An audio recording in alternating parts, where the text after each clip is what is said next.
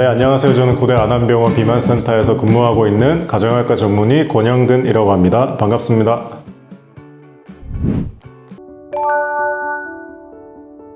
고도비만은 대체로 체질량 지수 BMI가 30이 넘는 경우를 말하게 됩니다. 이렇게 구분하는 이유는 일반적으로 조금 체중이 많이 나가시는 분들이랑 치료 방법이 완전히 다르기 때문입니다. 비만으로 인해서 생기는 합병증은 20가지? 아마 최근에는 30가지가 넘을 겁니다. 머리끝에서 발끝까지, 경미한 질환부터 암까지 가리지 않고 무수히 많은 질병들이 늘어난 체중 때문에 많이 생기는 걸로 밝혀지고 있습니다.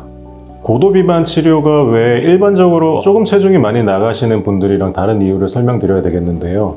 우리가 흔히 이제 다이어트를 한다고 그러면 한두 달 정도 기간을 잡고 4, 5kg 정도 감량을 하겠다. 요 정도 이제 생각하실 거예요.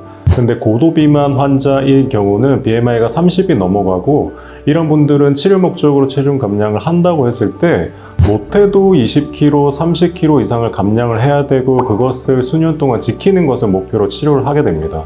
그런데 이렇게 20kg, 30kg 체중을 감량을 하기 위해서는 못해도 6개월 이상을 감소된 식사를 유지를 하고 생활습관도 일괄적으로 관리를 해야 되기 때문에 이렇게 치료의 방법 그리고 목표가 완전히 달라지게 됩니다.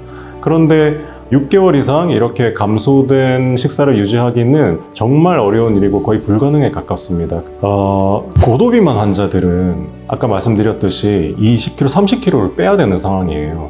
근데 이것을 말씀 주신 운동만으로는 빼기가 거의 불가능에 가깝습니다.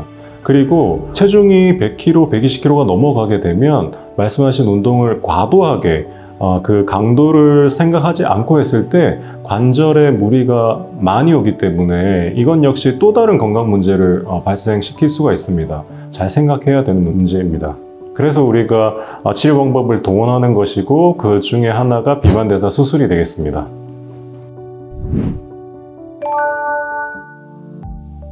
맞습니다. 최근에 비만 신약들이 우리가 알고 있는 위고비, 마운자로 이런 것들이 등장을 하고 있는데 아주 반가운 일이 아닐 수 없습니다. 이 약들은 1년 동안 충분히 사용을 했을 때 고도비만 환자들에게 15%에서 많게는 20% 이상의 체중 감량을 이루어준다고 보고가 되고 있습니다.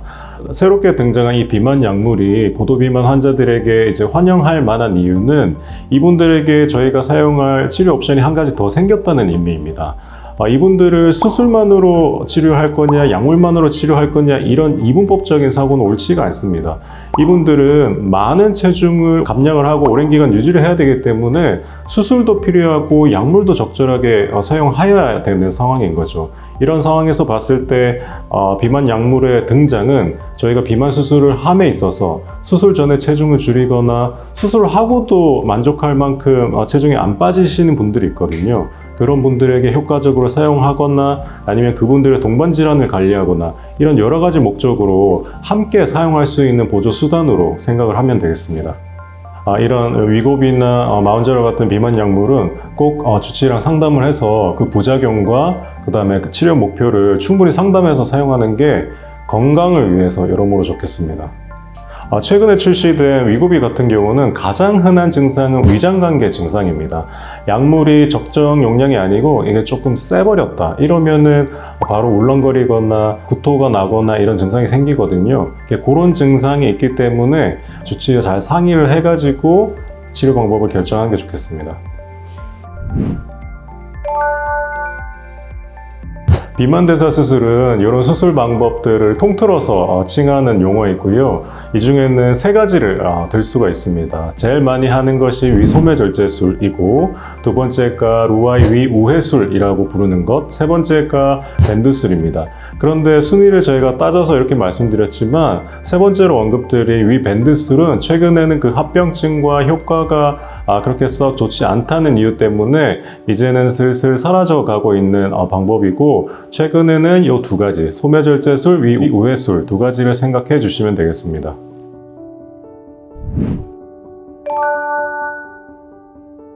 수술 치료를 하고 나서 저희는 이제 3일째 퇴원을 하거든요. 퇴원하고 나서 일상생활 하는 건 전혀 지장이 없습니다. 다만 한 2주 정도 있다가 실밥을 뽑게 되는데 이 수술한 부위 그때까지는 배에 많이 힘이 들어가거나 이런 활동을 좀 피해야 되겠지만 일상생활 하시는 건 전혀 지장이 없습니다. 다만 비만 수술을 하고 나서는 한 달 동안은 미음이나 죽을 좀 챙겨야 하는 번거로움이 있습니다. 그거 위에는 큰 번거로움은 없습니다.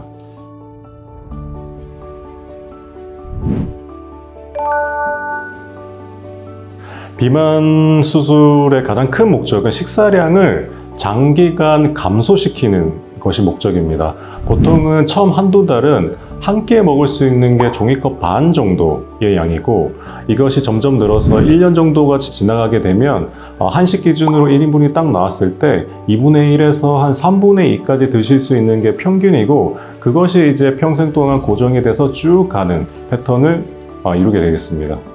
비만대사 수술 이후에는 2, 4, 8 스케줄이 있습니다. 이것이 뭐냐면 수술 이후에 2주 정도간은 건더기가 한 개도 없는 미음 위주의 식사를 하게 되겠고, 그 다음 2주, 즉 4주까지는 맑은 죽, 쌀이 조금 들어간 맑은 죽 위주의 식사, 그 다음 한 달간은 연한 밥 정도의 식사를 하게 되겠고, 한 8주 정도가 지나가게 되면 이제 일반식으로 점차 진행을 하게 되겠습니다. 그러나 이것은 개인차가 너무 큰 거라서 외래에서 충분히 의료진과 상의를 해서 식사 스케줄을 결정하면 되겠습니다. 비만 수술 이후에 다시 요요가 오지 않느냐라는 걱정도 많이 하시고, 다시 위가 늘어나가지고 식사량이 그대로 회복되지 않느냐 이런 고민들도 많이 하시는데, 비만 수술 이후에 체중이 재증가하는 경우도 있긴 하지만 그것이 위가 늘어나서 그렇진 않고요. 저희가 수술 후에 한 1년이나 2년 정도 이후에 조영제를 써가지고 이제 위에 남은 위를 사진을 찍는 경우가 종종 있는데, 그때 보더라도 위가 늘어져 있는 경우는 없습니다. 수술 이후에 체중이 재증가하는 경우는 보통은 식사에 문제가 있거나 아니면 생활이 불규칙하거나 이런 부분에서 기인하는 경우가 큽니다. 그래서 위가 늘어난다 이런 것을 걱정해서 수술을 머뭇거린다, 이것은 옳지 않은 선택이 되겠습니다. 비만 수술 이후에 손대면 안 되는 음식 되게 여러 가지가 있는데, 제가 두 가지만 말씀드리면, 첫 번째는 빵이나 과자 같은 군것질거리입니다.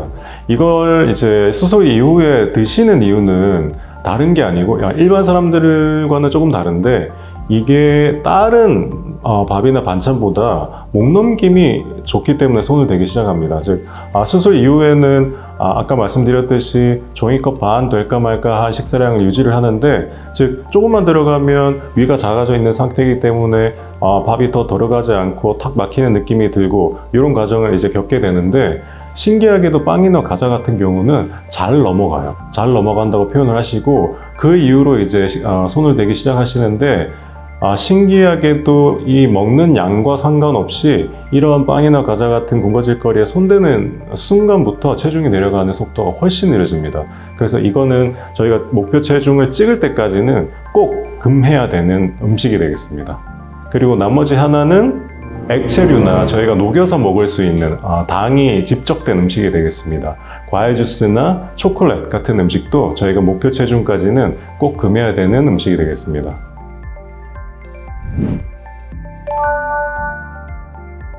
맞습니다. 저희가 이제 개개인별로 목표 체중을 다르게 잡기는 하지만 평균적으로 한 30% 체중 감량을 목표로 한다고 했을 때 그 사이에 한 번은 정체기를 맞이하게 되거든요.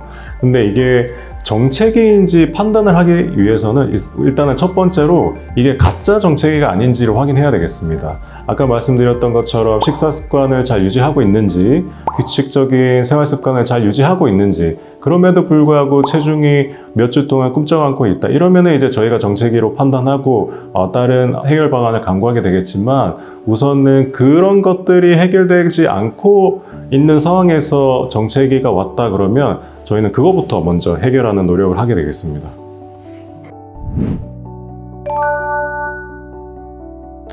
비만 대사 수술이 위가 가진 그 고유한 기능을 사라지게 하는 수술은 절대 아닙니다. 그래서 수술하고 나서 한두 달 정도 수술로 인한 합병증이 없다 그러면은 평생 동안 저희가 살면서 별로 걱정할 거는 없습니다. 그런데 다만 두 가지, 저희가 이제 젊은 층에서 비만 대사 수술을 많이 하고 물론 노인층도 있습니다. 그런데 젊은 층의 경우는 이 수술을 하고 나서 50년이나 60년 이상 더 긴 삶을 살아야 되기 때문에 그 삶을 사는 과정에서 여자분들 같은 경우에는 임신도 하게 되고 출산도 하게 되고 공이 갱년기도 거치게 되고 이런 이제 삶의 여정을 지날 때 이때 체중이 들쑥날쑥 할 수가 있는 거죠. 그래서 이때를 잘 넘기지 못하고 체중이 재증가하거나 뭐 이런 걱정 하나, 그 다음에 위소매 절제술을 하고 나면 위식도 역류의 걱정이 조금 있습니다. 보통은 10명이 수술하고 나면 한두 명 정도가 위식도 역류가 생기는데 이것조차도 대부분은 식사 조절이나 아니면은 약 하나 정도로 잘 조절이 되고 있는 정도라서 저희가 크게 걱정은 하고 있지 않는 상태고, 이게 수술 후에 삶의 질을 극도로 저하시킨다 이런 경우는 거의 없습니다.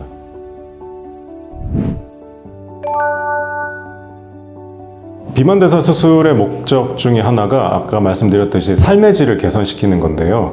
이 삶의 질의 개선 측면이 환자분들이 가장 만족해 하시는 부분인 것 같습니다. 물론 건강이 회복되고 체중이 빠지고 뭐 이런 것들도 이제 만족해 하시는데 제일 중요한 것은 이 삶의 질 측면인 것 같습니다. 예를 들어서 회사에 다니고 계시는 분들은 뭐 회사의 일을 더 열정적으로 활기차게 할 수 있게 됐다, 이런 것들. 예를 들어서 뭐 하루 종일 운전해도 괜찮다, 하루 종일 강의를 해도 괜찮다, 하루 종일 서서 일해도 체력이 남아돈다, 이런 거 말씀하실 때, 그리고 집에서 일하시는 분들은 하루 종일 아기를 봐도 피곤하지 않다, 애들이랑 뛰어놀 수 있어서 너무 행복하다, 이런 것들. 그러니까 저희가 이제 평소에 뭐 당연하다고 생각하는 것들이 이분들한테는 하나 둘씩 이제 새롭게 경험이 되면서 이게 행복감으로 다가오고 그게 삶의 질을 높이는 이런 장면들이 저한테는 모두 기억에 남습니다.